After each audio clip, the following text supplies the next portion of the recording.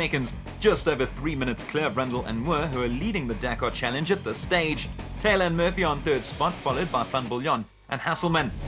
Moving on to the specials now, and Matthews and Smith in front. It's a lovely route. We're having so much fun out there. I didn't want it to come to an end. It's awesome. It's really Lacquer it is, the pair reaching the DSP in a time of 4 hours 33 minutes and 47 seconds. Just over a minute and a half clear of fellow Dakar Challenge competitors Hutchison and Stassen, while Hammond and Wichert Sulvold are just over 5 minutes adrift. On to Loop 2, and De Bruyn and Hugo picking up from where they left off. Very much in the hunt, Taylor and Murphy from Castrol Toyota. You saw how ecstatic Colin Matthews was earlier, as he should be. He and Alan Smith still setting the pace in the Century Property CR3. Don't forget, victory could see them secure the prestigious Dakar Challenge title, sending them to South America in the process. Well, we're a long way from South America now. This is Africa. But Rundle and Moore also fighting it out for that Dakar Challenge prize. As are Hutchison and Stassen. Now, classes don't come into the equation in the Dakar Challenge. The first finisher taking part in the challenge gets the prize. Here's quadman Van Biljon and Herselman from Atlas Copco, showing that this is more than just a publicity stunt. These men are definite contenders in the Donaldson Cross Country Championship. Here's Fiss and Barnos from Ford Racing putting on a show for the fans. Well, it is a Toyota race, so lots riding on Foss and Howie to repeat their efforts from last year in their Hilux. The spectators waited 365 days for this. Yet, Hammond and Wichert Sulvold's elegant fuel striker went by so quickly. Our Regent Racing celeb team of Rutherford and Simpson, and I hope Rob made the right choice by taking part.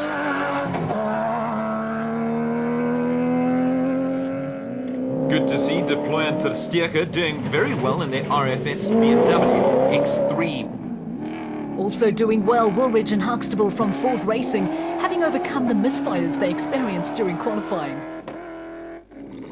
I know we keep saying it, but it's worth saying again, visibility extremely poor. I wonder if those spectators would stand so close if they knew how little the drivers and navigators can see. I think so. These are die-hard fans. Botswana is racing country.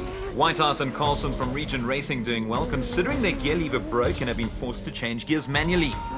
Bring it home safely is the motto of Johan van Staden and Mike Lawrenson from Atlas Copco. Another Regent Racing outfit, Martian Skitter, who said at the DSP that they can describe the race in 3 words: dust, dust and dust.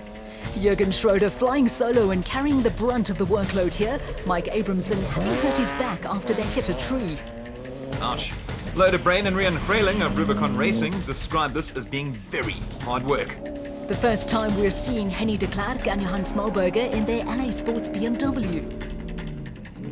Well, it's good to see it's been an incident-free day so far for Neil Mayer and Joseph Lewis from Maxus Liqui Moly Rockstar. Well, those fans definitely in it for the long haul. They've found the perfect spot over there. Quinton and Cully Sulvold well behind the leaders, having picked up a puncture in the first loop.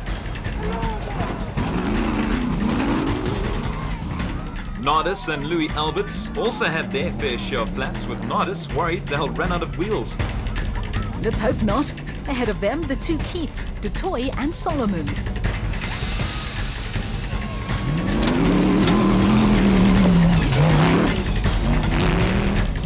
It's not hard to miss Philip de Vries and Jan Viljoen in their Conqueror Porter. John Thompson and Maurice Zermatten have had gearbox problems, but they've been able to keep going. The first of the E's, Dirk Putter and Jacobus Claessens in their Ford Ranger. They suffered 2 flats in Loop 1.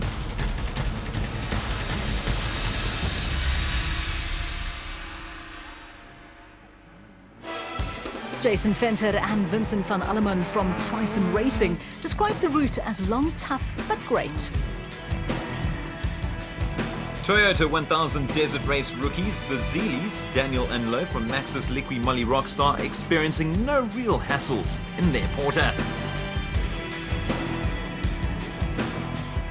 front row seats for many, allowing them to see the likes of KZN-based Graham Peterson driving on his lonesome in a Dragonfly.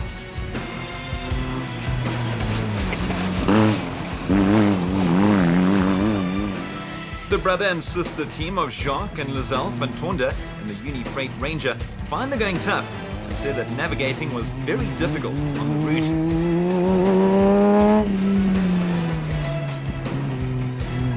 After 320 kilometers, Taylor and Murphy from Castrol Toyota have taken the lead in the production vehicle category, followed by the Micron Toyota Hilux of De Bruyn and Hugo, while Regent Racing's Rundle and Moore are in third spot. As for the specials, Matthews and Smith are still in front, Hutchison and Stassen are out, meaning the Sulvolts are in second place, followed by Neil Mayer and Joseph Lewis. Not long to go before the finish, Hugo De Bruyn and Henry Hugo having lost their spot up front. The fans don't seem to mind though. It's a different story for Matthews and Smith of Century Racing. They are obliterating the field in the specials.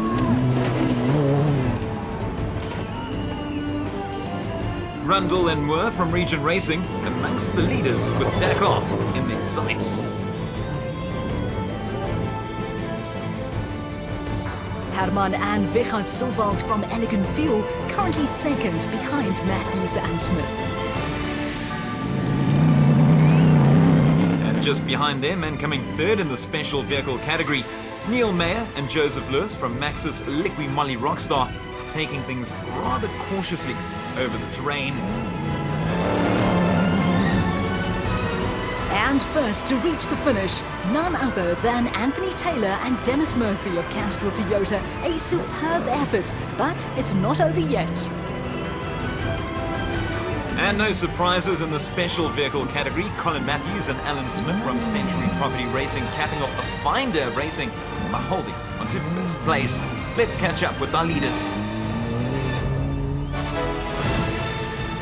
You just have to keep it clean and make no mistakes.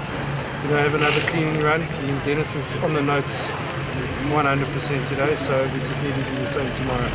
So 1 day of racing to go. Taylor and Murphy of Castrol Toyota are on top in the production vehicles in just under 8 hours, just 45 seconds ahead of De Bruyn and Hecho, while Regent Racing's Thomas Rundle and Juan Moore are in third place, 11 minutes and 42 seconds adrift. A superb day for Toyota, much to the delight of their fans. Over in the special vehicles category, Matthews and Smith from Century Racing are a massive 6 minutes and 40 seconds clear of the Sulvolts, Hammond and Wichert from Elegant Fuel, while Neil Mayer and Joseph Lewis are third. Coming up next week in the Donaldson Cross Country Championship, highlights of the third and final day of the Toyota Kalahari Botswana 1000 Desert Race. Do Anthony Taylor and Dennis Murphy and Colin Matthews and Alan Smith hold on to their leads? Catch all the action on SuperSport.